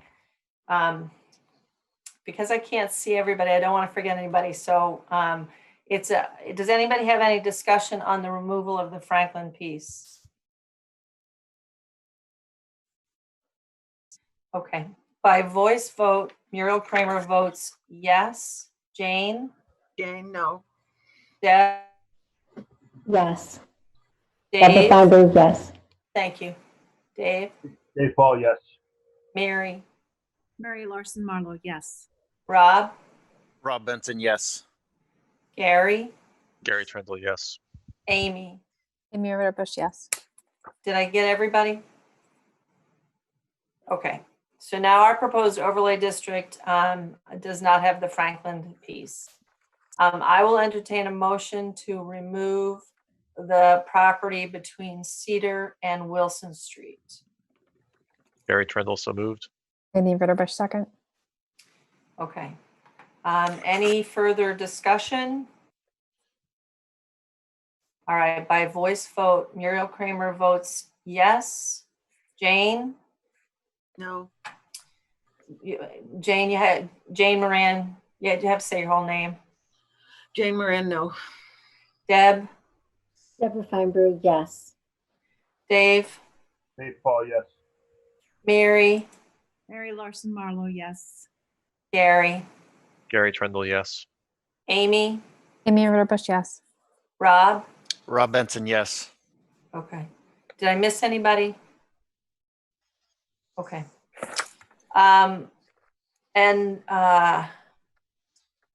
Then it would be, so now, go ahead, Dave. I was just going to say the extra section there, the 495 entrance on 135. 490. Say it again for me. That piece is gone already. That was on there by mistake. But we're voting the original map, aren't we? I think now we're voting the second map with removals. Is that right? Well, then we're going to have to go through and remove all the other properties. But correct me if I'm wrong, John. It wasn't there.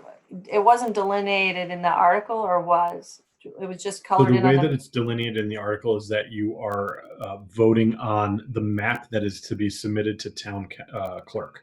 So the draft map is not delineated in the article. It just refers to a solar overlay map. Once we decide what the solar overlay map is, we submit it to the town clerk, and that's what's voted on at town meeting.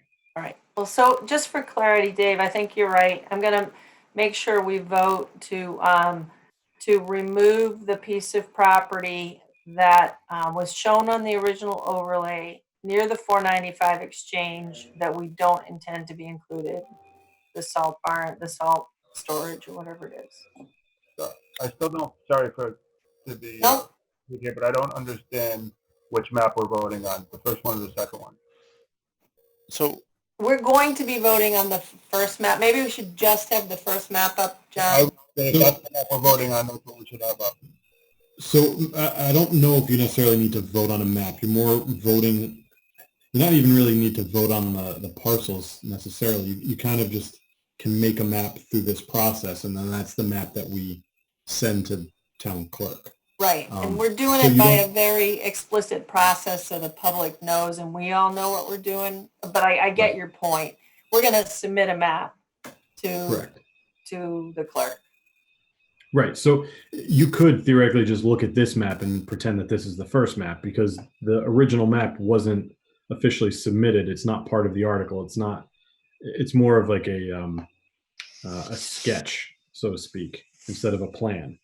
And so this could be treated as the map that you want to use as we move forward in this process and go We from still here. we still have to vote separately on the public hearing that was to consider adding properties. I'm trying to make sure we're clear in our process. But I get you. I get it. Okay. So I can bring up the first map if that would make it easier for everyone. I would think so. Okay. I think so. Sorry. No, not a problem. But I'm not arguing with you. I definitely get it. But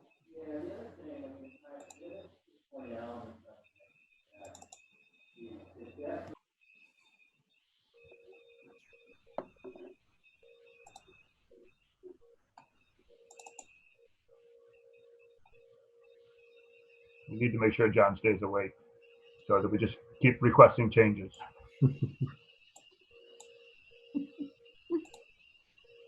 he's having fun. This is the greatest job ever. It is. All right. So that is the original map. This is the original map, so that the public and the board is clear. The map is not, by vote, is not going to include the parcel when it's finalized. Is not going to include the parcel between Cedar and Wilson. It's not going to include the parcel on Franklin. It is not going to include the parcel that is right next to the 495 exchange. It is not going to include the little outcropping parcel by Huckleberry. Sorry, I kind of, even though we didn't have to vote, I kind of thought it was a good idea to be clear and well documented. So should we do that with the property next to 495 interchange? And Huckleberry at once, maybe? I'm fine with that. So I don't believe Huckleberry would need to get voted on, as that was not advertised as a property. It was So a we mistake. advertised each individual property, and that was not advertised. So it's, Was a I typo. think, considered erroneous. Somebody colored outside the lines, Dave. All Nobody right. has a problem with that. Okay, I'll entertain a motion to make it clear to remove the parcel, the state-owned parcel next to the 495 exchange. Gary Trendle, so moved. Amy Ritterbush, second. Any further discussion on that? Just to be clear, that it's all one parcel, so it's this portion of the parcel. Okay, thank you. Motion, Gary Trendle motion amended per John's comment. So by voice vote, Muriel Kramer, yes. Amy? Amy Ritterbush, yes. Dave? Baseball, yes. Gary? Gary Trendle, yes. Jane? Okay, no, I'm still not really clear why we're voting to remove parcels that have already been built on or whatever. Can I add to the chair? Can I add to that? Hold on. I'm in the middle of a vote. Okay. Sorry. Yep. So Jane, I'm sorry. Is that a no? No. Okay. Mary, Mary Larson Marlowe, yes. Rob, Rob Benson, yes. Deb. Deborah Feinberg, yes. Okay, Dave? So I just Oh, wanted to comment, Jane had some concerns about that last property, and there were specific neighbors that spoke against that, that there wasn't a lot of screening, and you could see all the neighborhoods right next to it. So that was a concern from the neighborhood. Yeah, thanks. Thanks for that. Okay. So, are there any other changes to propose to this overlay map? All right, we're still going to consider the next changes that were proposed as part of the public hearing process, but this is the original overlay with the changes we just discussed. Gary has made a motion. Amy has seconded it. Is there any last comments? By voice vote, Muriel Kramer votes yes. Jane? Jane Moran, no. Mary? Mary Larson Marlowe, yes. Rob? Rob Benson, yes. Deb? Deborah Feinberg, yes. Gary? Gary Trendle, yes. Amy? Amy Ritterbush, yes. Dave? Dave Paul, yes. Did I get everybody? Okay, so that is, at this moment in time, this is the overlay district that we're sending forward for town meeting consideration. All right, thank you all. The next and last question for us tonight is to add the properties to the overlay district map that were requested by Mr. Churko and other neighbors that are off Teresa Road, but it's Nancy, I think it was. Also the parcels the nations requested off of Wood Street, and the Fruit Street parcels that we had talked about adding. Okay, would anybody like to make a motion on adding those properties? So, Oh, hold on, Mary. I suggest that we vote on them one by one. Okay, I agree. I'm fine with that.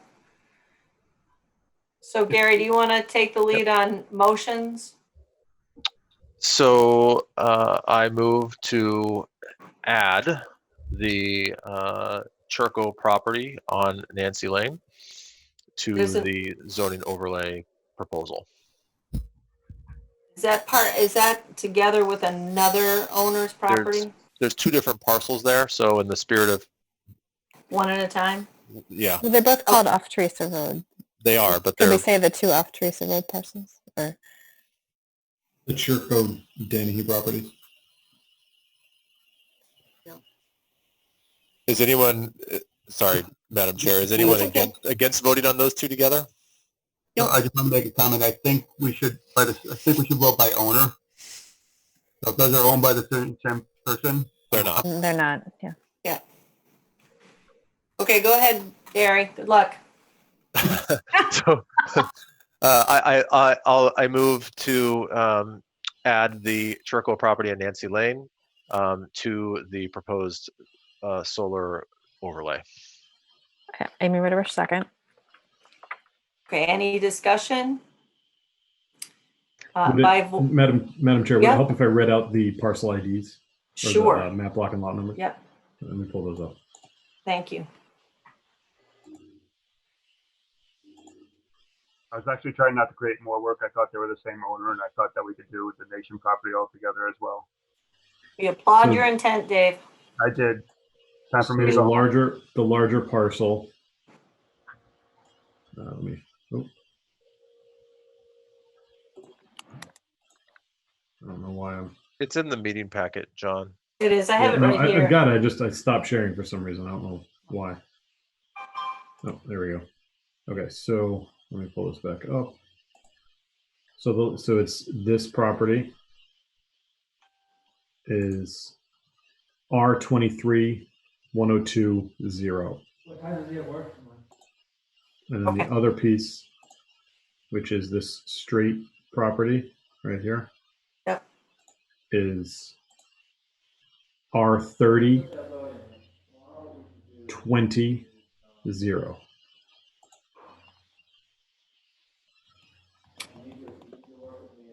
So the larger piece is owned by is the Danahy property, and the smaller piece is the Churco property.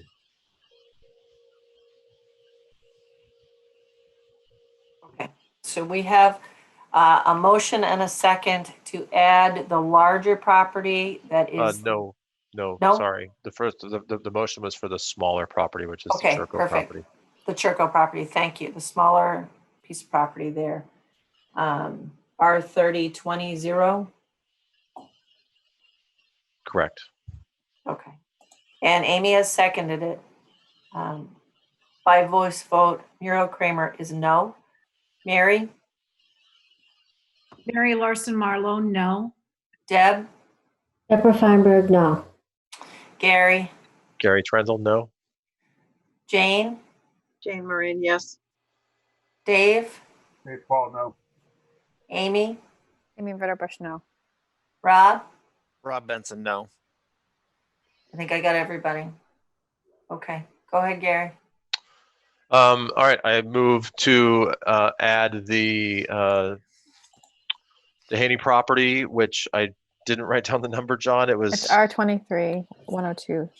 R23 102 Zero. zero to the proposed solar zoning overlay. Amy Ritterbush, second.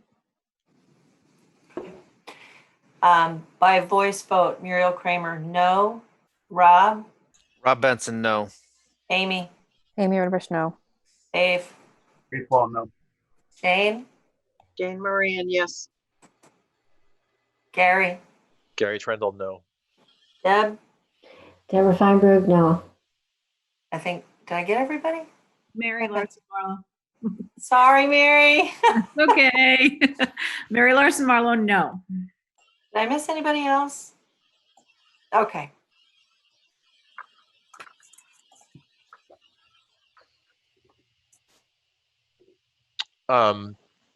So John, do you want to give me the parcel numbers for the Wood Street lots and or lot?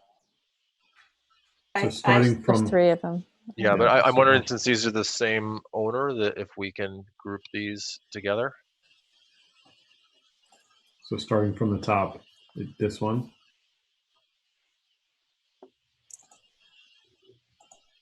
is U14 28 0. The largest one south of that, this one, is R17 10. And this one, the smallest one south of that,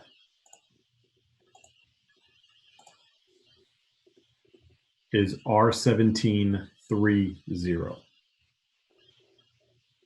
All right, so I move to add 3 parcels, those being U14 28 0, R17 10, and R17 30 to the proposed solar zoning overlay.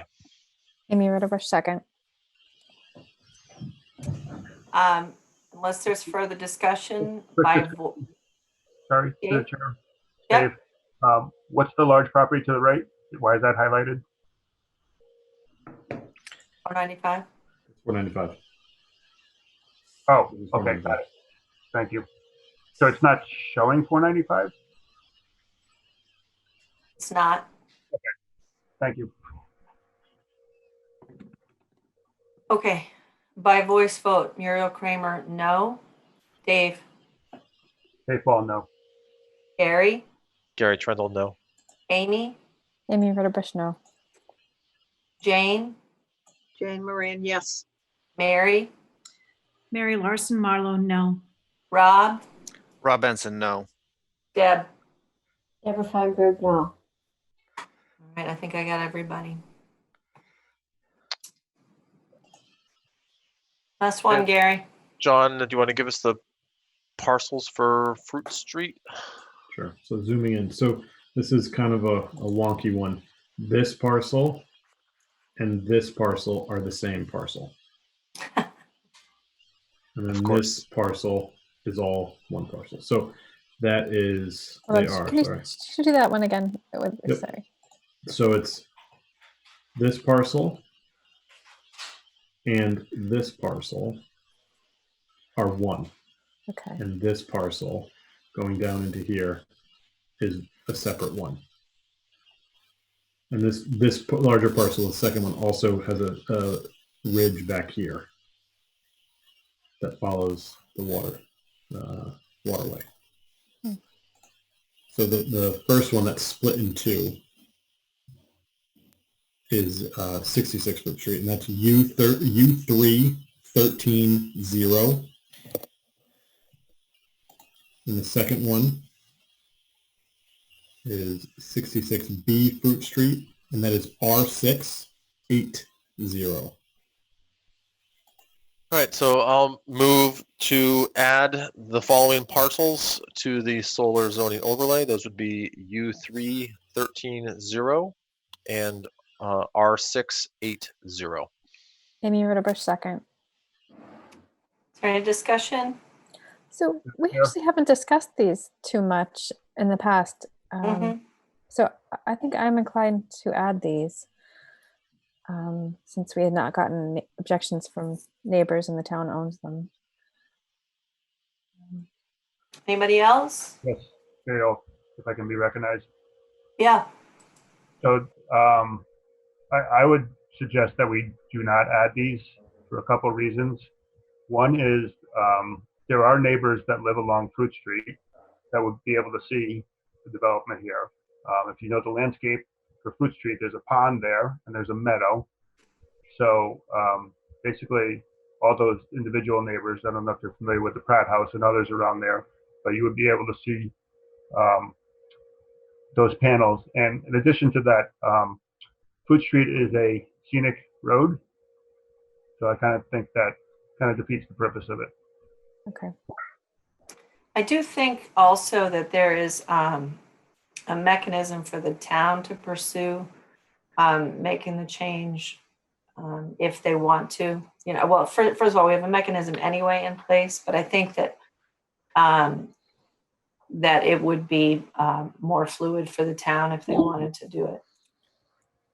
Gary? Yeah, just to add to that, I mean, that if I recall, that was our rationale to exclude it, was because, and I don't remember if this was, well, I guess my thinking is that the if we were to build solar on these, it would have to go through town meeting anyways, because it's Hopkinton owned land. So didn't really feel like there was a rationale to include them in the solar overlay. Just a final quick comment. We do not have a lot of meadows left in Hopkinton. Appreciate that, Dave, a lot. All right. So it's been moved and seconded to add the Fruit Street properties by voice vote. Muriel Kramer, no. Amy? Amy Ritterbusch, yes. Dave? Dave Paul, no. Deb? Sarah Feinberg, no. Gary? Gary Trendle, no. Jane? Jane Moran, yes. Mary? Mary Larson Marlowe, no. Rob? Rob Benson, no. Okay, I think I got everybody. Okay. I think that's all the votes we need to take tonight. I just want to say that I appreciate that this is a really, go ahead. Is that We Dave? still need to, no, this is Gary, sorry. We still have to vote on the, sorry, I misspoke. It's getting late. Yeah, no worries. I was thinking if we had to actually vote on them, but we voted on all of them individually. So yeah, no, we're okay. I appreciate Sorry. that because. Madam Chair, I think you do need to vote to recommend the article itself. Yeah. Okay. All right. Right, Gary? I think Yes. we did. So do we need to vote to recommend the sign article as well as the overlay district John? We did the sign one already, didn't we? Well, we did the solar one too, Amy. Oh, But as far as whether we support it or not, No, I don't think we did. I don't think we did. We voted to close the public hearing. we did. And then we But I don't voted believe we- each property. We didn't vote the overlay? We did. Not the overlay as itself. I think we did. We did.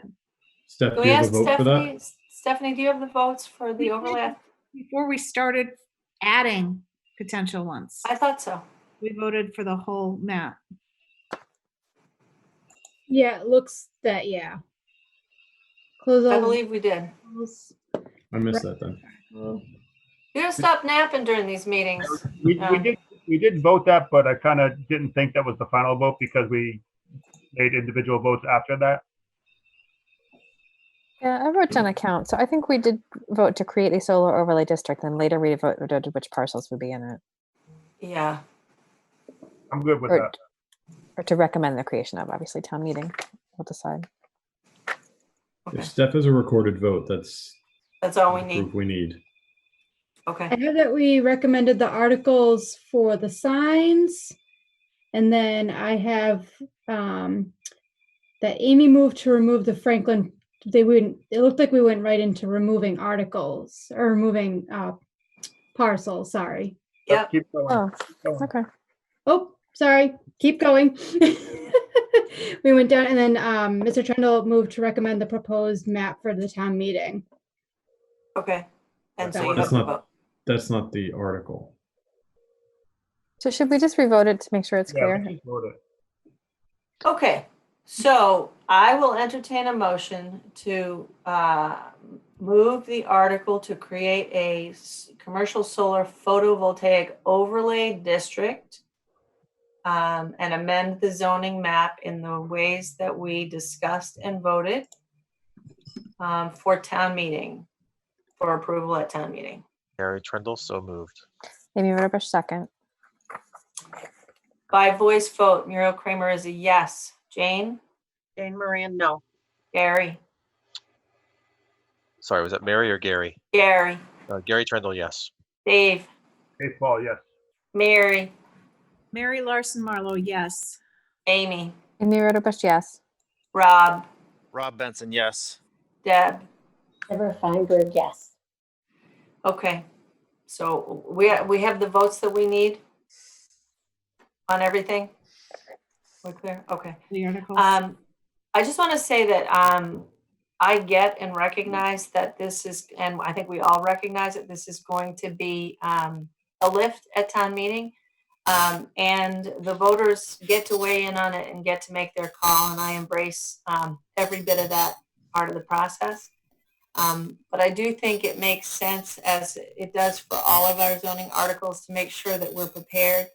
And for this one, we might prepare our presentation a little bit early so that people have a chance to interact with it and react to it and prepare for town meeting in the way that they choose. Does that make sense? Okay. I really appreciate the members of the public who have followed this process closely. I appreciate the members of the board who have been part of getting to where we are. I know that it's not everybody's favorite, or it's not everybody approves it or is in favor of it. But I look forward to the voters being able to prepare and interact with it, ask their questions, know exactly what is being proposed, and having a full vetting at town meeting when we are lucky enough to gather for town meeting. Go figure, we're going to be psyched to be in one place having town meeting when it happens, right? Dave? Yes, just one quick comment. I wanted to summarize, and correct me if I'm wrong, but we did not vote for any additions, and we voted for 3 removals from the original map. That is correct. Okay, I do have a second comment on a separate subject, so let me know when I can. Okay, all right. Well, is it something, Amy? Correct. Oh, I was just going to add that if town meeting doesn't end up voting on any zoning in September, I do hope that we'll consider having more discussion on, and there may be additional parcels in town that would fit good criteria. And if we were to have a Springtown meeting or next year, maybe that they can be added. And I think that it makes sense, depending on what the vote is, to elevate and advertise the ZAC process, because folks might want to get right on that. And any of the parcels that we discussed, as far as I'm concerned, they're all fair game for the ZAC process to be proposed to add to this map. So, okay, Dave. So I just, a process question about future meetings for us. Yeah. I just wanted to state my opinion that if we have to meet with masks, we're still at that point, I'd rather still meet remotely. Oh, I was wondering if there had been any discussion on public meetings and hearings as part of the governor's plan. I confess I have not scrubbed through it. I have not received any guidance from anyone in town leadership about that, so I would assume no. And I haven't seen anything on the mass planners listserv about that either. All right. I think it's a point that we need to think about, Dave, is that it's not any of our business to know why somebody may or may not feel free to participate in a public venue, even with a mask, and we need to really be thoughtful about that. We don't want to exclude people because they can't attend. Yep. And I don't want to be exclusive like that. I just wanted to state my preference. You know, Yeah. If there's a need for us to get together with masks, you can count on me to be there, but my preference would be to remote. Understanding preference, I guess we're going to have to cross that bridge when we get to it, and probably contemplate other factors. So, all right. Unless anybody else has a desperate desire to stay in conversation tonight, I will entertain a motion to adjourn. Gary Trendle, so moved. Amy Ritterbush, second. By voice vote, Muriel Kramer is a yes. Jane? Jane Marie, yes. Gary? Gary Trendle, yes. Dave? Dave Paul, yes. Mary? Mary Larson Marlowe, yes. Amy? Amy Ritterbush, yes. Rob? Rob Benson, yes. Deb? Deborah Feinberg, yes. Okay, thanks everybody. Really appreciate everybody being here tonight. Stay Thank you. safe. Thank you. Bye. Yeah. Good night. When's the